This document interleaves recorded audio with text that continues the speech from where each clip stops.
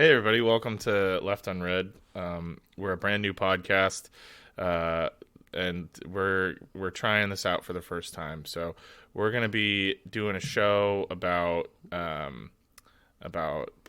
politics and about religion and about Israel and we're gonna talk about it all, folks. This isn't your mama's show, so buckle up because it's gonna get real. So let's kick it off with episode number 104. Yeah. Welcome back, everybody. Yes. Tricked you. We're not a new podcast. It's just us. It's just me, Cam, and joined as Still always us. by Evan. And we're going into. We'll be in our third. Will we be entering our third year? We're boldly going where no Cam or Evan has gone before. Yeah. There. I mean, of course, Ken and Ethan did pave the way. They did. That is a real thing, actually. Yeah, we mentioned that on the show. I'm not before, sure. I think we mentioned that a long time ago. We shouted them out, probably like episode 50 2 or episodes something. ago. No, more recently than that, we talked about it, but they abandoned that show. That show is defunct. Yeah. They abandoned that actually shortly after our show started. Coincidence? I don't know. But perhaps we consumed their energy, like a twin in the womb. Yeah. So anyway, we're talking about. So obviously, this podcast is called Left Unread. Yeah, and we are Cam and Evan. And there was another podcast when we're making sure that there aren't other podcasts with our name, which is a great name. There was one called "The Better Left Unread."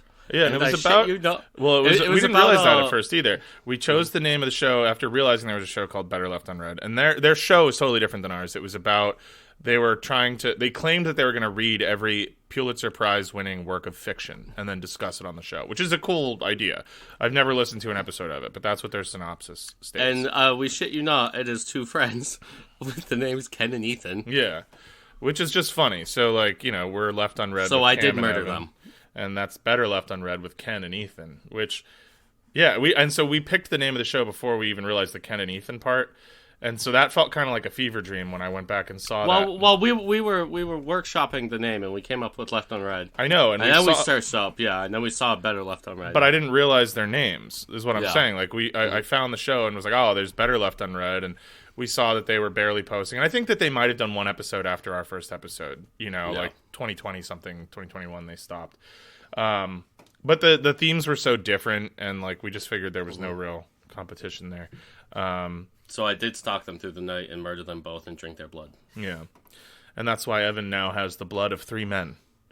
Yep, he's fit to burst, folks. Yeah, I'm. My blood is quite bloated. Yeah. So that's actually us. That's I our real do nightly identity. leechings in order to release the pressure of my blooded form. I just jerk off like a normal guy, but Evan does this leech thing. The leeches jerk me off. Yeah.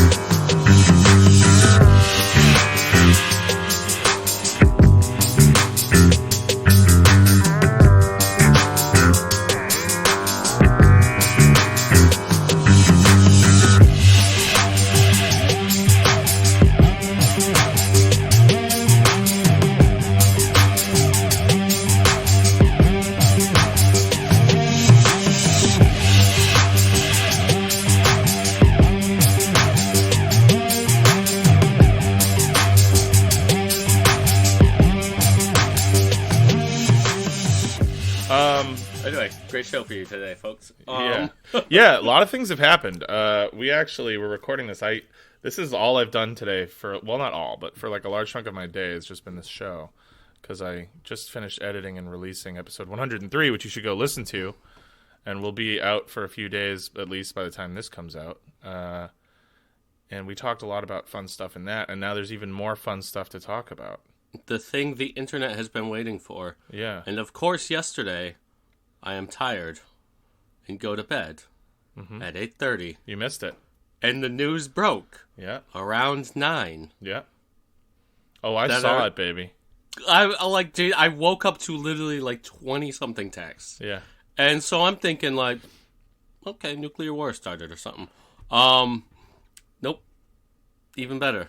Yeah, nuclear war, you'd probably have more than 20 texts, buddy. Some of them probably would have died, so probably not, some of those people wouldn't have been texting.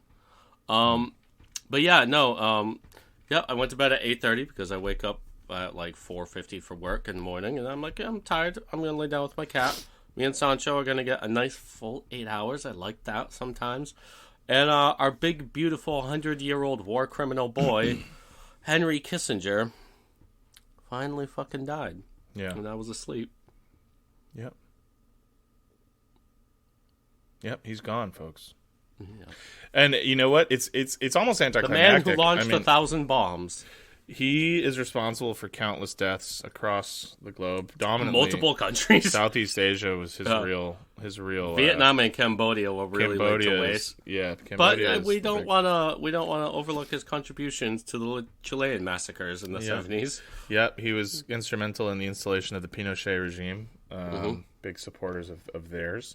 Yeah, and as you know, we are not big supporters of theirs.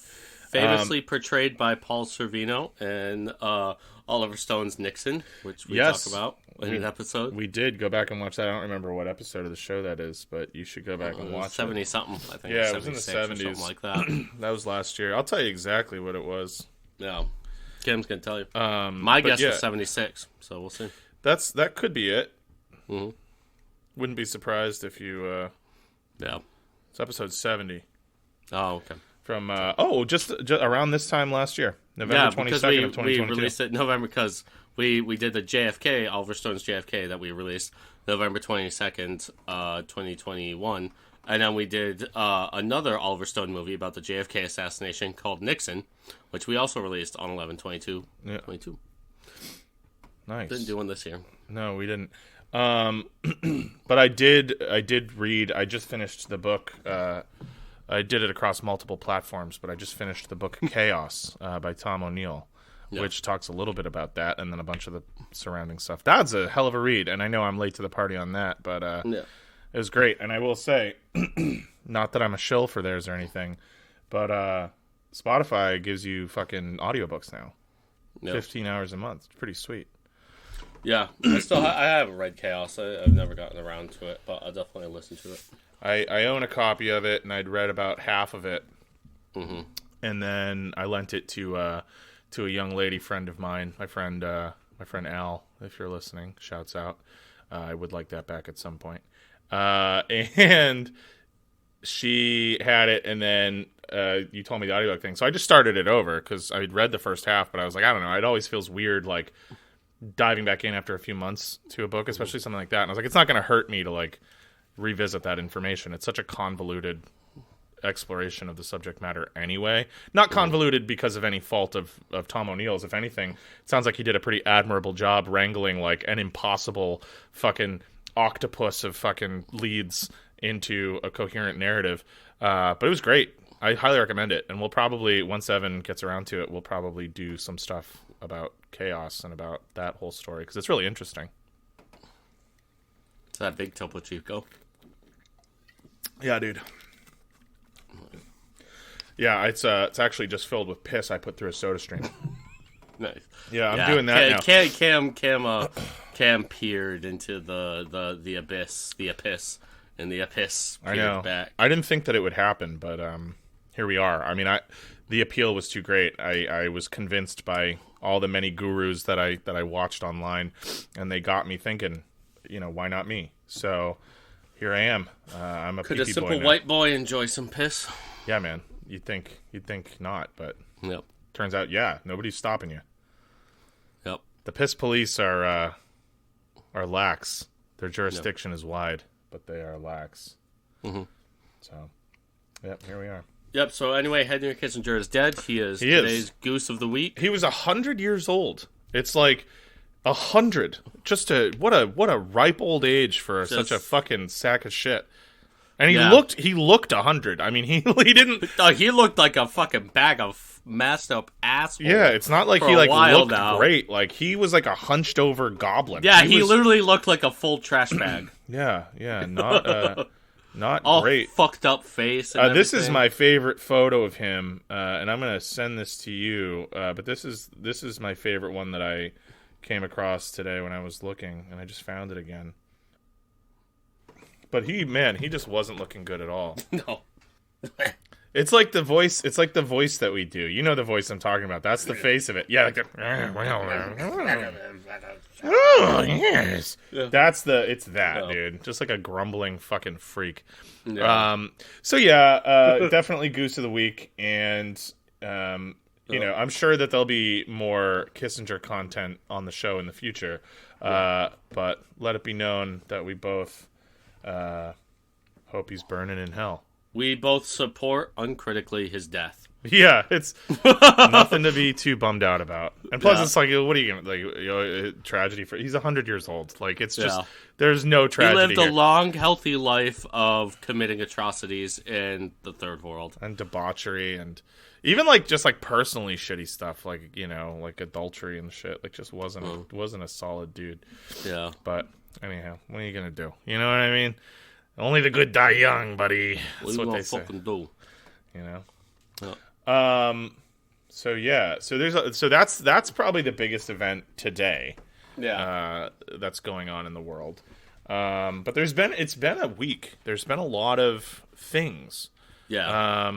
I know you were saying you wanted to talk about George Santos because big Georgie boy. He's doubling down. Yeah. Well, he just got a fucking fire ass clapback in the halls, the hallowed halls of the House of Representatives. Let me see. Yeah. Let me see if I can find this shit. Yeah. You, sir, are a crook. I know I should direct my comments to the chair. I yield back.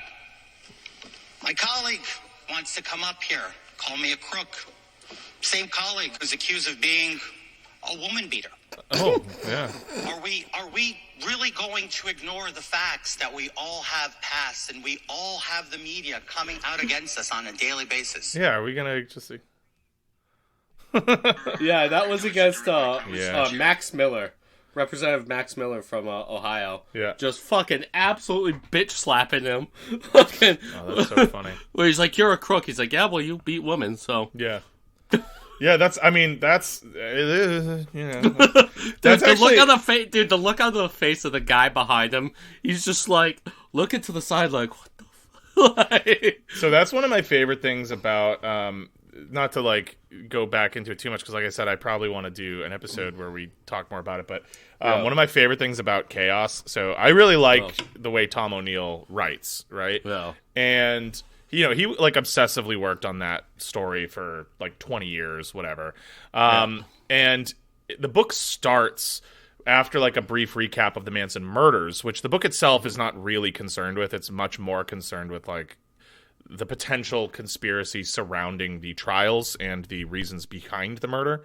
So the events themselves are not overly sensationalized in the book, right? And so after that, he goes into a discussion with Vincent Bugliosi, who famously was the prosecuting attorney who, was able to get his death penalty badge for convicting Charles Manson of first-degree murder or second-degree murder, and making that stick despite Manson's lack of direct involvement with the killings. And right? also a quick interjection that is in the court record that Manson was convicted because he had brainwashed other people. Right. It is officially in the United States court record that brainwashing is possible. So he's a big part of that narrative getting passed. Yeah. And he also then went on to write the book Helter Skelter, which has become this sort of just like broadly accepted explanation for everything, right? That Manson was just a sort of standalone kook who somehow had the ability to just like perfectly brainwash people who were then also still guilty of murder despite being totally outside of their own heads and not in control of their own actions. It's a little loosey-goosey there. Clean up job. And he had this fucking ability to like administer drugs and then, you know, while under like heavy psychedelic and amphetamine intoxication, convert people into like soulless killing machines, right? And so Bugliosi went on to write Helter Skelter, which to this day is just like, that is the narrative people accept about the Manson trial. Yeah, people still to this day talk about like it's not total bullshit. Well, right, because I think before this book came out, it really wasn't known that it was total bullshit. I mean, Chaos really is sort of groundbreaking shit.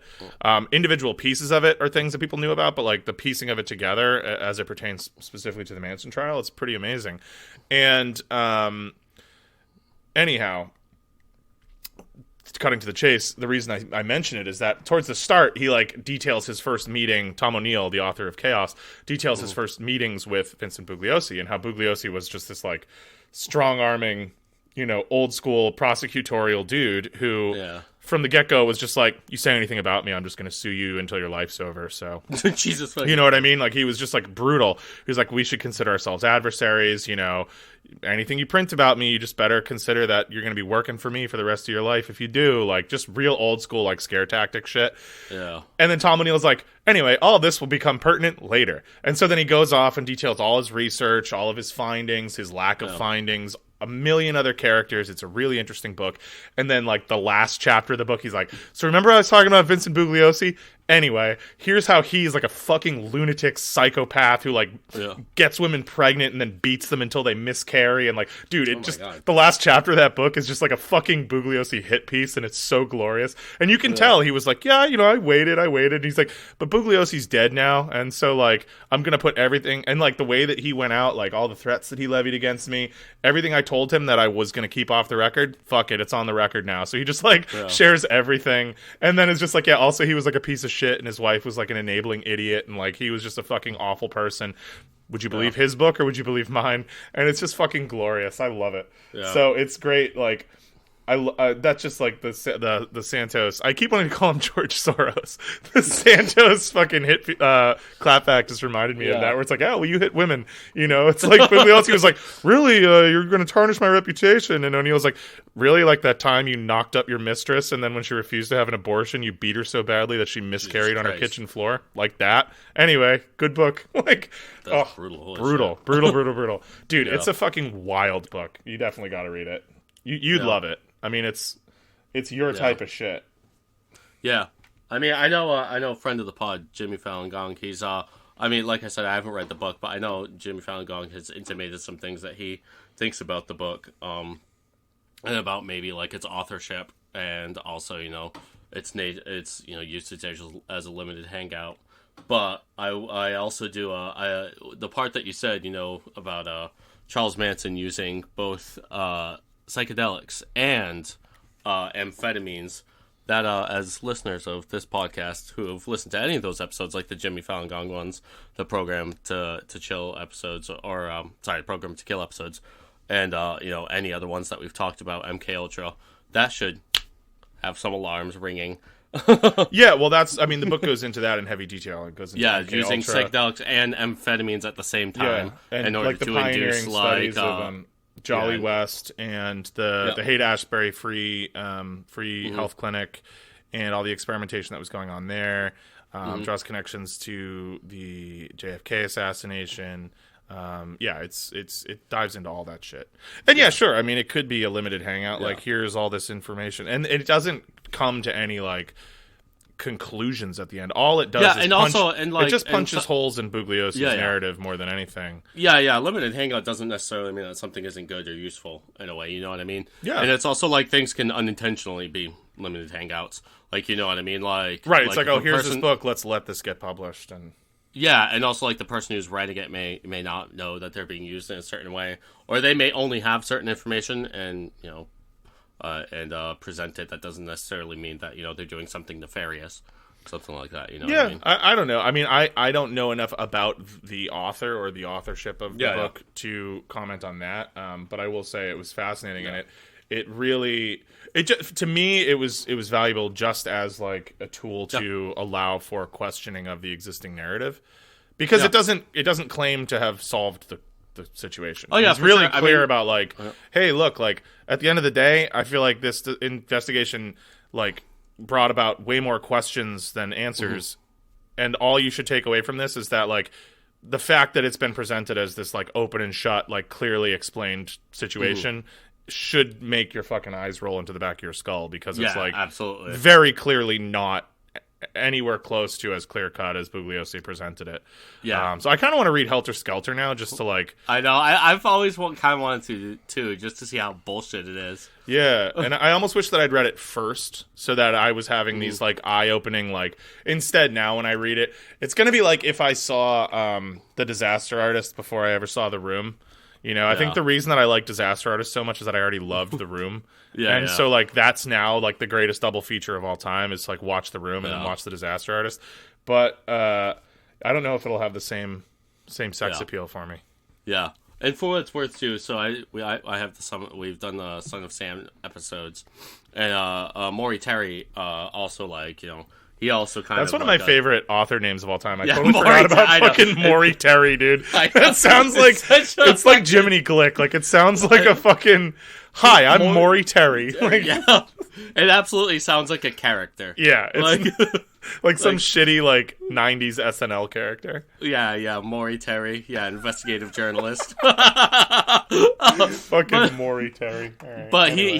He also talks a bit about Manson in his book, too. And, like, you know, tries to draw a connection between, like, the Son of Sam murders being part of, like, this cult that was an offshoot of the Process Church of the Final Judgment. Yeah. Oh, sorry. Yeah, of the Process Church of the Final Judgment, which is itself an offshoot of Scientology, and also that Charles Manson was potentially involved in his own offshoot of the process. Right. You know, in part, like, he used to call himself the Gran Chingon, which was a title that was used by, like, various other cult leaders in the Southwest and in California who were, like, kind of tied in with the Process Church. Yeah. Yeah, I know that he was. I know that he was into that shit. That's actually another thing that's great about Chaos is he doesn't. This is like epilogue. Like, it isn't until the epilogue that Tom O'Neill reveals that he did interview Manson a couple times. That he spoke to him. But he's like it doesn't really make the book because I didn't learn fucking dick from him. He was the strangest. Like, he was exactly who you think he was. Yeah. But just the way that he described talking to Charles Manson's like, dude, that guy sounds like a fucking trip. He sounds awesome. Like, just talking to him, he'd be like, he said, like, anytime that he didn't like a question, he wouldn't, like, lose it or be weird or anything. He would just insert a non sequitur. So you'd be like, oh, so what do you think about, like, this person testifying and the fact that they might have, like, been compromised? And he'd be like, yeah, well, when I was a kid, you know, red sparrows would always fly into the windows. You know what I mean? And that would just be his answer. Like, he would just come up, but it was always, like, awesome, super whimsical shit. He would just say, and it's like, fuck, I get why, like, in the 60s, before anybody knew that type of dude was out there, like, all these, like, now, like, you and I, like, we're jaded. There's no way some fucking dingbat, like, geeked out weirdo like that would convince, like, people today, but fucking, or shouldn't, but...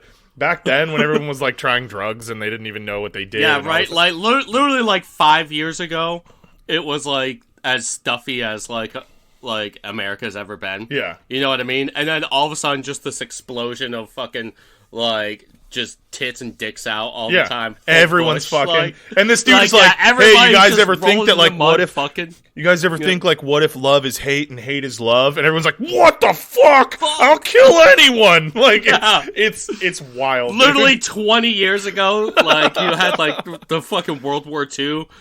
Yeah. Your dad just, like, doesn't speak to your mother because, like, he killed 30 your dad Japanese just goes men. To the same fucking packy, like, the same corner store every day immediately after work, doesn't say a word to you, and just grabs a 6-pack and sits there and just fucking... he goes out to the shed, puts the baseball game on loud, and just crushes 12 brews before bed every night. Because he can't get over, like, the sounds of Guadalcanal. Yeah, he can't. And, like, he's just remembering the screams of, like, people being fucking flamethrowered. And you're just like, cool. Yeah, I'll just go. So this dude's got a guitar with distortion. Yeah, Have dude. You heard this? Holy shit, dude. Bro.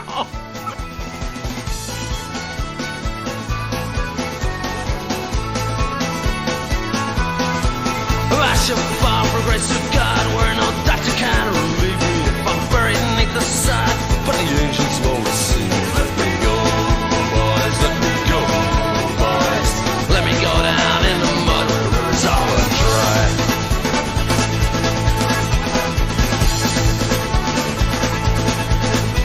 This land was always ours, was the proud land of our fathers. It belongs to us and them, not to any of the others. Let them go, boys, let them go, boys. Let them go down in the mud where the rivers all run dry.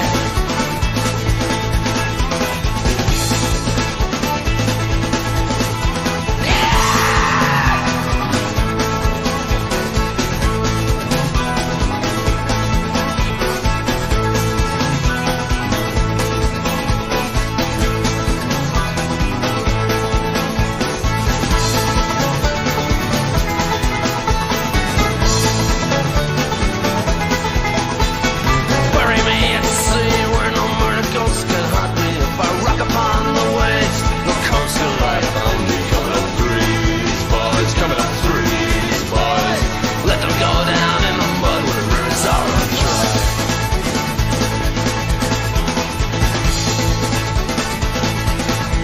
If I should fall for grace of God, where no doctor can relieve me. If I'm buried beneath the sod, still the angels won't receive me. Let me go, boys, let me go, boys. Let me go down in the mud where the rivers all run dry.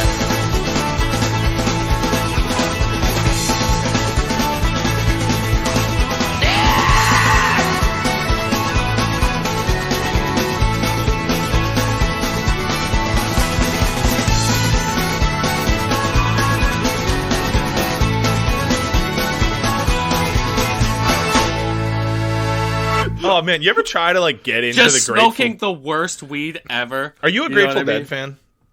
No. Yeah, me neither, right? So like, and I've tried, or at least given it a fair shake, because No. I've known people who are super into it and like listen to No. the live recordings. And obviously, you know, it's not the same as seeing them live like any band, you know, like there are bands that I've seen live that I love that I never listened to on record. I get it, but like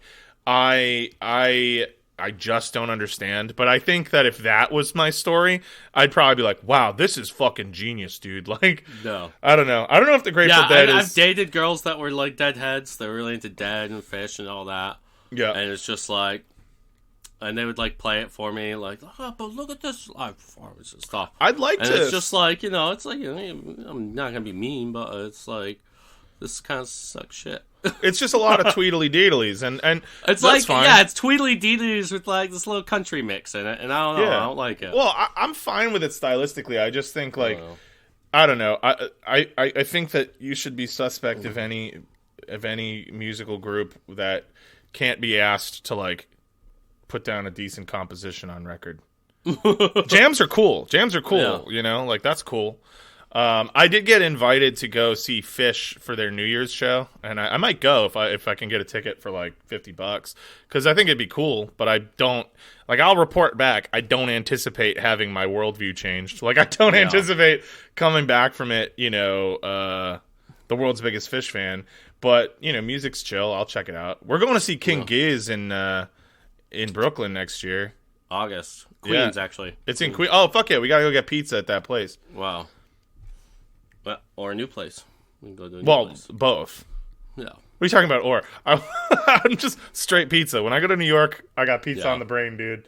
It's pizza time for old Camo. I don't like, and I don't fuck around. I want to try cheese pizza at every good pizza place. Speaking of which, any New York listeners, you know, between now and then, fucking send us your pizza places. Let us know the right joints. I would honestly do a fucking episode of this show about pizza. No. I don't see why not. It's like about eating it and Well, what we could do is we could do like an episode about Pizzagate now that we're a few years removed, but then have like half of the episode be about like how delicious pizza is. yeah, it's about Pizzagate, but it's like It's more an about ode. how we went, but it's our personal Pizzagate, Yeah. which is that we went to go get pizza at a place in New York and it sucked. Yeah. And we were And like... so we call it Pizzagate. We were just totally mind spun, like couldn't fucking handle it. Like, what the fuck, dude? Whoa. Boston has way better pies. Oh, man, I wish, dude. Oh. I wish. Boston is such a... Here's what's disappointing about Boston as a pizza city is that, like, there are definitely worse pizza places, like pizza destinations, like Indiana, right? I'm sure that the whole state of Indiana can't muster a pie as good as several places in Boston. What sucks about Boston is that we're so close to New York, and there's so much okay pizza here, and nobody's thought to just fucking do it the same way they do it down there. The thing about Boston is that it sucks in basically every way that every other cool city is good. I don't think that's true. There are good things about Boston, but it's like places close mad early. The fucking subway system is like so much worse. What do you mean mad early? Last call is 2 a.m. in Boston, which isn't New York, like 4, but like... That's what, well, yeah, that's what I mean. It's just like, yeah, but like a lot of places will stop serving you around 1, you know what I mean? Like the clubs don't stay open that late, you know what I mean? Like, that's you true, really you are a club. A lot of after-hours clubs. Like, the fucking subway system sucks dick and also doesn't run 24/7. You know what I mean? It barely runs. It barely runs. Yeah, public transportation during the day, dude. is a fucking disaster. Yeah, it's just like, yeah, so the public transit's worse than like other major cities. Like the nightlife is nowhere near as good. The food, like, there's good places in Boston, obviously, but like, you know what I mean? Like, well, so the food, that's actually an interesting point. I feel like the food in general in Boston gets a lot of flack that it doesn't deserve. Because there are multiple restaurants in Boston that I think would at least be 1 Michelin star restaurants. Except that, I mean, you know how the Michelin system works, right? Yeah. You have to pay them to like this. The tourism board of a given destination has to pay Michelin to extend a guide to their city. And Boston's tourism board just refuses to do that, which I honestly kind of respect. And, you know, I'm sure that there's people out there that would say, oh, that's because... No, I think there's probably... I'm not saying we'd be... You know, we're not going to be a Chicago or New York. We're super small and whatever. But there's a couple places that I think would have a star. Yeah, there's good food in Boston. Yeah, but what I'm saying is that, like, Boston has, like, I guess, sort of, like, occupies this space where it's, like, generally, like, thought of, like, on a tier in certain ways as, like, Chicago or, like, L.A. and New York, and it's really not. No, it isn't. Those are global cities. We're like a tier 2 global city. And we're only that because of all the universities. Yeah. You know, I think Boston's a cool college town. I think when you're an adult, it loses a lot of its charm because it's small, and so you've explored what there is to explore. Yeah. You know? It's very small. I do sometimes resent some of the, like, external criticisms of Boston. Not that they're all baseless or anything, just that I think it's like anywhere. Like, a lot of it comes from people that have just never been here. I think Boston's fine.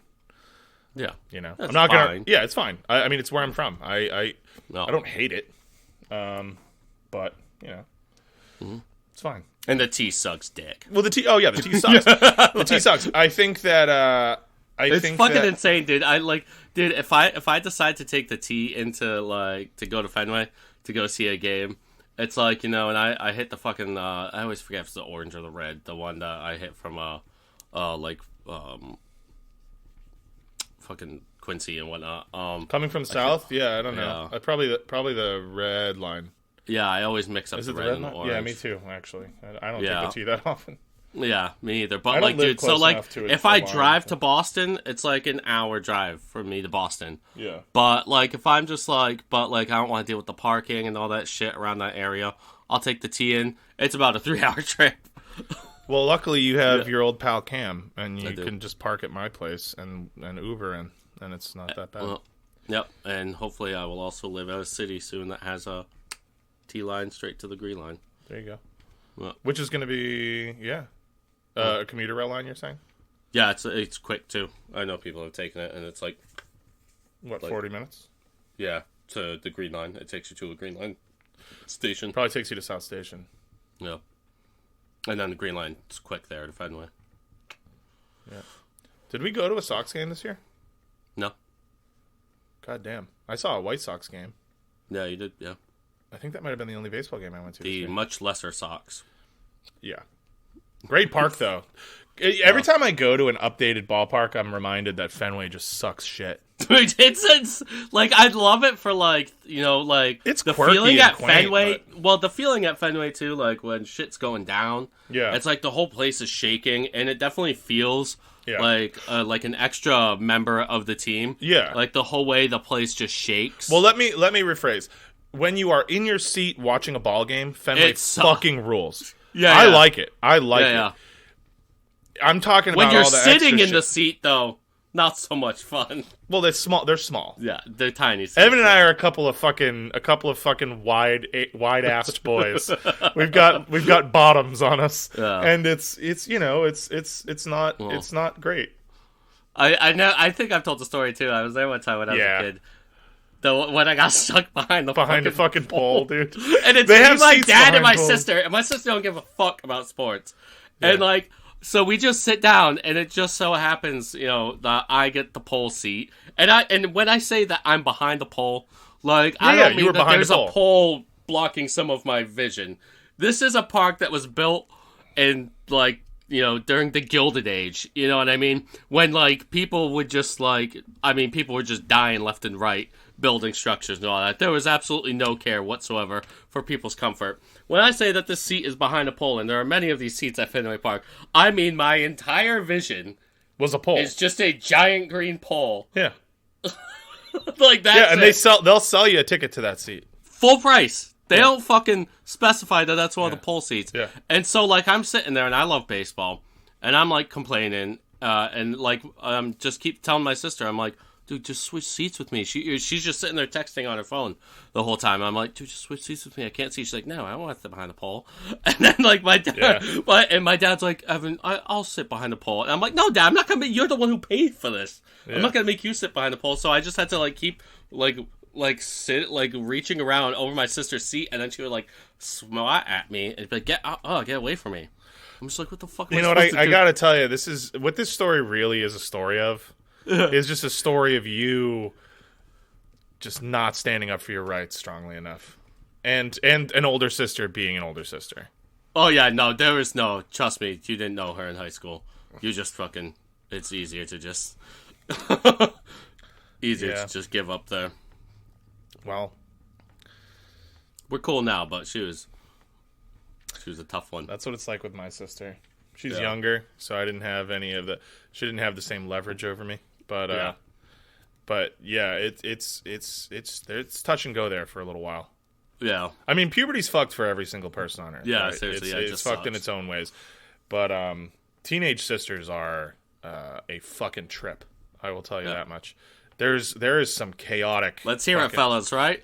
There's some chaotic thought processes going on. Let's hear it for all the fellas out there with sisters. Like the amount of times even before she was a teenager, one of the memories that like just sticks in my memory is in the time of Razor scooters, right?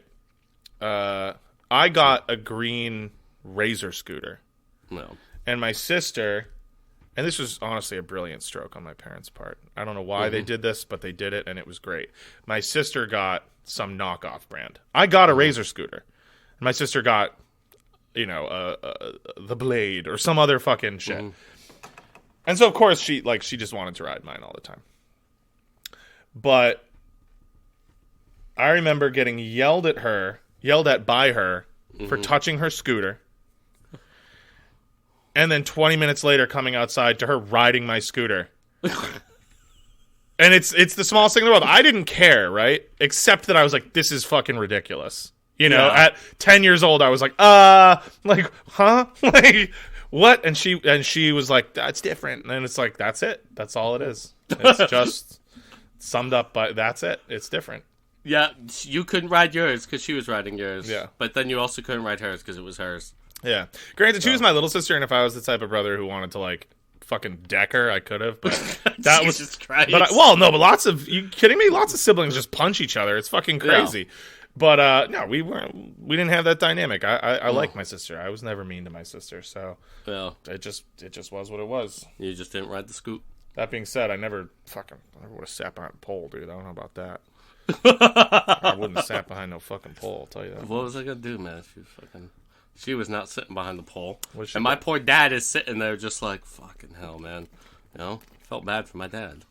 He thought he would take his kids to a game, and instead That's what I'm saying. And now there's this pole. His mean daughter and his big fucking green. His mean daughter and his fucking whiny bitch son. Okay, well, just shut the fuck up. If you ever get close to a human and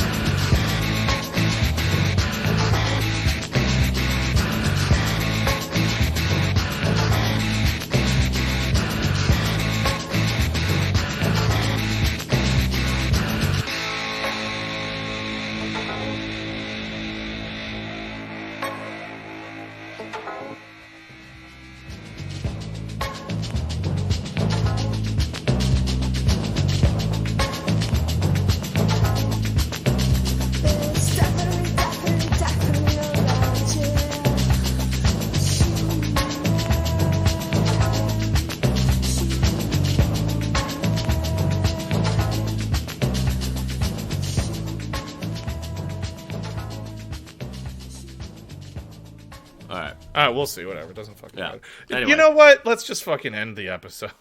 Speaking of Ali G, can you get a load of the Sacha Baron Cohen guy? Yeah, he sucks, man. Yeah, dude, fuck this dude. I'm sorry. And listen, I'm sorry. He made his whole career of, like, dunking on people. Especially Muslims, dude. Yeah, Like, yeah. his whole thing is that Muslims are sister fucking, like, racist, like, pigs. And he played first as, like, a Kazakh guy, and then when he did The Dictator, and... he just fucking... He's made his whole career making fun of Muslims. Yeah. And you know what? It's like, you know... You kind of like it's all fine, like under satire, at least till this point. I mean, even Ali G, like, yeah, sort of implied that he's like maybe a South Asian dude. Like that's a certain demo in the UK that he's like trying to spoof. And it's I don't know. And then but specifically, his complaints were about like TikTok and like how much, like, pro-Palestinian sentiment has spread throughout TikTok. And, you know what I mean? Like, Sacha Baron Cohen, he starred in this... I can't remember the name of it. It's a miniseries where he played... multiple Cohen. Characters. What's that? Where he played multiple characters? No, he played this Israeli spy, Eli Cohen, I believe his name was, who, like, was basically, like, a proto-Epstein and, like, ran, like a sexual blackmail ring... against Israel's, like, neighbors, including their allies, and there was this, it's a pretty decent series, and he does a good job in it, especially as a dramatic actor, but yeah, and so he plays that, and that's, like, a very, like, you know what I mean, like a very, like, propagandistic, I would say, series for, like, you know, Israel, and so, you know, and he's always been, like, pro-Israel, but, like, yeah, all this bullshit about how, like, TikTok has allowed anti-Semitism to spread because he's saying that, you know, anti-Israel, pro-Palestinian sentiment is inherently anti-Semitic. And this dude made his fucking money talking about how Muslims fuck their sisters and are these, like, back... And, like, Kazakhstan is, like, a highly developed country. It was a constituent republic in the Soviet Union, which was at one point, you know, the second most developed country on Earth. Like, Kazakhstan's, like, a very, like, developed country. It's not a backwater. And, you know, he just, like, basically, like, made it, since it's, like, you know, a Muslim country, that these are just, like, a bunch of, like, backwoods, incestual, like, freaks that are just, you know, are racist and have, like, no dignity or, like, self-respect. You know what I mean? Yeah. He made his entire money on that. So, fuck that guy. Also, Borat 2, not that good. No, Borat 2 is not that good. Yeah. I will say though he had Borat 1 though, and that's part of it. It's like, dude, the guy's objectively fucking hysterical. So it's not even that like those parodies are not, you know, poignant or like lack comedic merit. It's that like you don't get to have it both ways. You don't get to fucking do like what basically amounts to like a cult. I mean, what does anyone think about Kazakhstan after that fucking movie? Borat. Yeah, that's like it. Fucking like destroyed that country's reputation. He fucking nuked that fucking country with the fucking swoop of his hand, and now he's just like, but well, you can't be fucking mean. And he also did that. Who is America? Series That's what I thought Showtime, you were talking about. Yes. Where one of his characters was an Israeli fucking commando who was like guy. mad racist. Yeah. And was calling everybody terrorists and shit like that. Yeah, and like wanted to like arm kids like that. Like also kind of spoofing the way Israel acts, and it's just like, what? Yeah, it's just, I don't know, fucking dude's an asshole. Fuck that guy.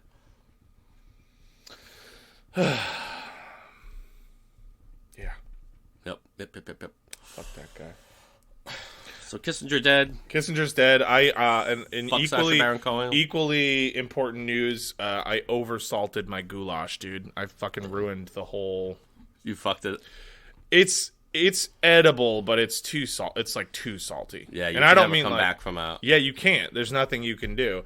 And I don't know what the deal. Like I tasted it and it needed salt, so I added some salt. I tasted it again, and it felt like it still needed a little bit. And then I don't know, man. Maybe I don't know. Didn't fully stir it. So I don't know what happened. It just wasn't homogenous. Yeah. I don't know what happened, but then next thing I know, I pour myself a little bowl of it. I've been working on it for hours, and I'm like, oh, this is like salty as fuck, like too salty. And I like my food salted. Salt is good. I'm not one of these no salt fucking people. But goddamn, like, it's a waste of money.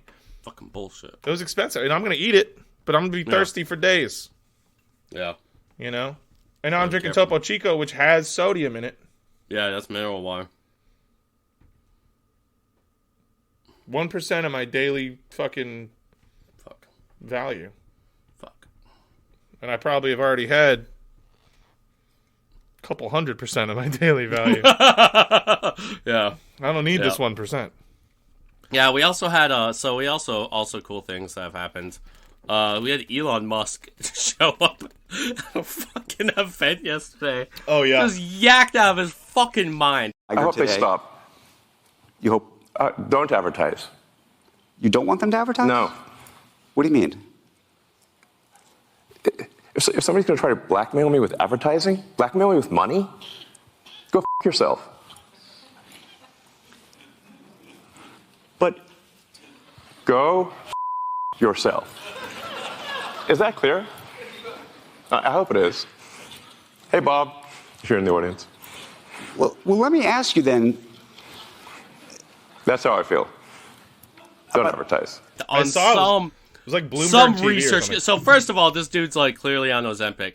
He's lost like 20 pounds pretty rapidly, and he did. I saw somebody on Twitter describe him as he's a cool jacket nerd. What this person calls a cool jacket nerd, I can't remember who it is. Yeah, but it's the type of nerd who just buys a jacket and thinks that just by wearing that jacket, that it is somehow in itself an outfit that like demonstrates something, and will give absolutely no care whatsoever to matching it with anything else.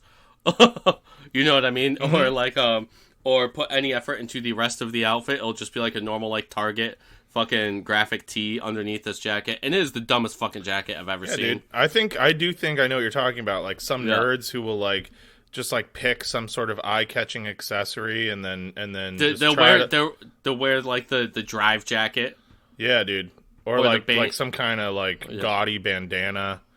Or and then just wear like a Target Rolling Stones tee. Yeah. with like mom jeans and like old like Asics. Yeah, like an American flag headband.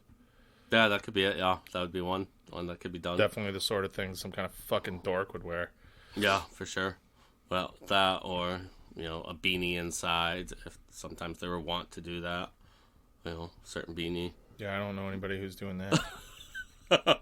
But anyway, so like he's got this like the dumbest fucking jacket and what appears to be dog tags, like a dog tag necklace.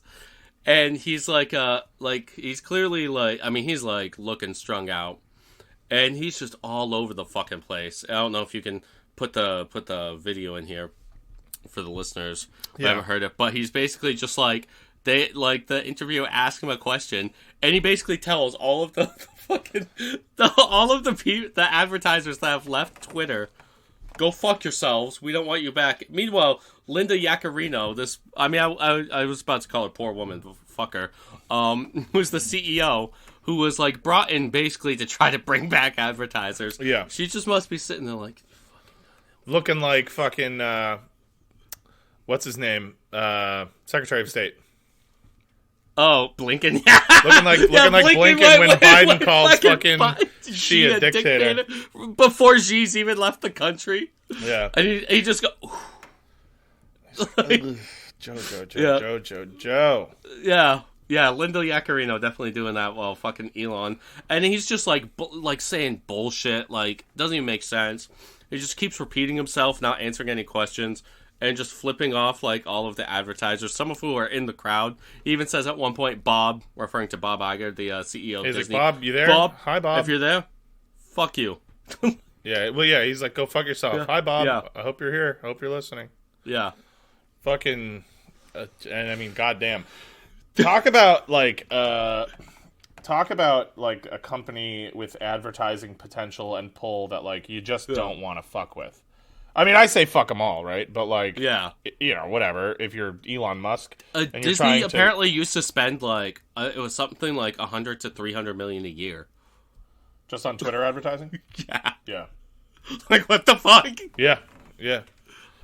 Yeah, and he was saying like, oh, like there's no, I didn't buy this to make money. You know, there's no amount of money. No, you bought it because a court in Delaware.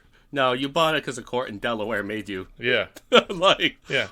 Because your dumbass signed a binding agreement to buy the company. Yeah. Because you're an idiot, and you were trying to make a joke, and you forgot to make it a non-binding agreement. Yeah. And then you thought you could weasel your way out of it by talking about bots, which now there are more bots than absolutely ever before. Oh, Twitter is... And the bots buy the blue checks. It's like... Yeah, dude, everybody's verified. Everybody's got a blue check. I know, every time I look at Twitter once a fucking blue moon. Yeah, I just sent Cam links, and he's always just like, every time he's like, dude, is everybody on this fucking site verified? Yeah, now? oh yeah, it'll just be like some dude, like some fucking nobody, some fucking with one goose follower. Egg, with one follower following 15,000 people. And granted, you know, my Twitter sucks. I've got like 70 followers, and it's all you guys, you fucking listeners. And I'm so sorry that I do nothing to make it worth following me. But yeah, it's insane to me. It's almost like cool to not be verified now. Like when I see someone who's not verified, I'm like, that's a real person who is engaging in genuine discourse, regardless of what they're saying. No, there was something amazing that I saw today. Fucking yeah, we're just doing the talking about funny things on Twitter episode. There was, what did I see today? Fucking it was PC Gamer posted. Twitter owner Elon Musk tells departing advertisers to go fuck yourself in baffling onstage interview. This advertising boycott is going to kill the company. Let's see how Earth responds to that. Which is one of the quotes that Elon had. Yeah. Let's see how Earth responds to that. And here are the top replies that I saw. Verified person, I'll trust everything he says. That sounds like a real motherfucking account. Yeah. A verified person. A real person. Now, again, so this tweet called it Twitter, like it's called. Then the next one was a verified person that said X asterisk, like correcting them. Yeah. Then the next one, a verified account. Twitter doesn't exist anymore. This is X. These all sound like real motherfuckers. Then the next one, God. What's Twitter? Also a verified account. Then the next one, another verified account. Blue checks will fund X. Just like those are probably all bots. Are they subscription based? Do you have to keep paying to stay verified? Yeah, it's like a monthly fee. What do you have to pay for it? So I think at first it was $8 a month, and now it's like $13. But then it's like more. You can get fucking HBO for that. Yeah, and then it's more money. It's free. You could use it for free. And then it's more money. I think if you're in like other countries, certain ones. And then if you're a brand, it's like way more money because then you get the yellow check. Yeah, there's like a bunch of different checks. Yeah, it's so funny, dude. People are. Oh, I love it, man. I love Elon. I love him, dude. He's awesome. He's something, man. He's a trip. No, I don't get it. No. I don't get the infatuation with him. I remember when he was first coming out, you know, as like a public figure, because he's been around for doing shit forever. But no, this is like 10 years ago. You're talking 10 years ago when he was like getting, you know, famous to normies. And I remember like my initial impression before I knew really anything about him being like, oh wow, this guy seems like, I guess, kind of interesting, and says that he wants to do this kind of cool thing and this kind of cool thing. And fair enough, right? Like, on its surface, I think the ideas of, like, space exploration, alternative fuel sources for vehicles, these are things that I am interested in. Mm-hmm. But, like, as soon as you see anything about the guy, like, he's such a fucking clown. He's such a cartoon. Yeah. And clearly is just, like, the smartest dumb guy. Yeah. Or the dumbest. I don't fucking know. No, he's definitely not smart. Yeah, he's. I don't know. It does go to show what a fucking average ass like stupid moron can do with like some emerald money. Yeah, seriously. But yeah, I know it was funny. I would say because like when Tesla first started releasing stuff, I remember in like 2013. I was like, oh, that's really cool. Like, I remember like thinking it was like awesome. Oh, we all did. Everybody thought it was cool. Yeah, I would say it was probably around 2016, 2017 when no cars had been made still yet, really. And then he started blowing up rockets. Like every time he tried to launch them. I think that was about the time I was like, oh, maybe this guy's kind of fucking an idiot. Yeah. I will say his cars look slick and they're apparently quite fun to drive, but they're structurally pretty dubious. And the self-driving... I've got a family member who owns a Model S, and yeah, it's definitely got pickup to it. Yeah, they're fun. They're whippy little cars. They cut corners. They cut corners. Feels cheap. And the self-driving shit scares the fuck out of me. Oh yeah, that shit will just kill you or the nearest child. Yeah. Sometimes both. Yeah, or both, right? Yeah. Well, but no, I remember when I got into it, my family member too. I mean, like they know Elon's a fucking scam artist. But when I got into it, I was in the back seat with my family member, and I go to put my seatbelt on, and he was just like, "Don't put your seatbelt on." It was like, if this shit fucking crashes, we're gonna have to jump out and grab the seatbelt cutter from the front truck. He was like, "No, seriously, don't put your seatbelt on." I was like, God damn, dude. Because what? They the seatbelts won't open if the battery dies? No, it'll lock you in. So they had a seatbelt cutter in the front truck, in the front trunk. So we had the windows down while we were driving. It was if you crash, you're just gonna have to jump out of there and fucking cut the seatbelts. God damn. All right. So the seatbelts aren't analog? No, they'll it locks you in, the whole thing. When you get into a crash, especially the older ones, the doors won't open from the inside. Now in the newer models, because they have the stupid handles that flush to the side of the door. Yeah, it's the stupid and it's electronic. So if you have an electronic fire from the battery, those aren't going to open. You're not going to be able to open the door. And so some of the newer models now have pull things where you have to open up a flap underneath the door and pull a ripcord that will open the door, instead of just have a handle that just have a handle in there. I mean, dude, a Lamborghini has a fucking handle. Yeah, and Lamborghini will also intentionally break apart upon impact so that you can get out. You get into a fender bender in a Lamborghini, the front end's coming off. Yeah. Yep. Anyway, fucking dude rules. Yeah, he's great. No. I should put that Australian sketch where it's the two guys talking about the boat. And front fell off. Yeah, the front fell off. Well, the front fell off. The path that didn't fall off. Yeah. It's not affecting the environment. It's not in an environment. It's outside the environment. Yeah. Yeah. Anyway. All right. Yeah. So you got anything else? I don't think so. I feel pretty tapped out. Me too, yeah. I don't think I have anything else to talk about. What are you watching? The Third Man. Oh, is that 1949? It has Orson Welles in it. Cool. Yep. The noir takes place in Vienna. I thought it was going to be like a porno. Oh, I've seen The Third Man. That's pretty sick. Yeah. It's got all this sick fucking Eastern Eastern European guitar in it. Yeah. The music's great, and very Gabor Szabo style guitar. Yeah. I don't know if I ever finished it, but it's Orson Welles plays a dead guy. Yeah, the dude shows up looking for his friend died in Vienna. Yeah. I'm about halfway through it, so I want to go finish it. Cool. All right. Well, enjoy.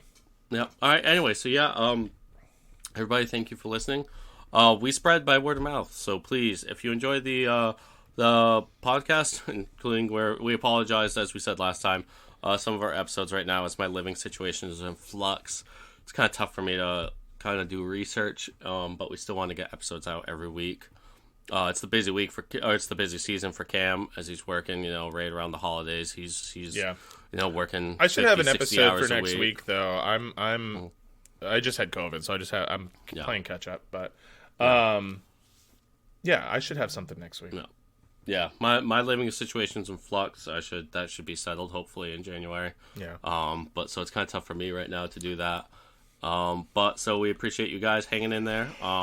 We know you guys still like these episodes for some reason where Cam and I just talk about shit, but we do appreciate that. We spread by word of mouth. So if you enjoy the podcast, please tell people about us. Tell your friends. Tell your coworkers. Tell your family members. Christmas is coming up. Tell your secret lover.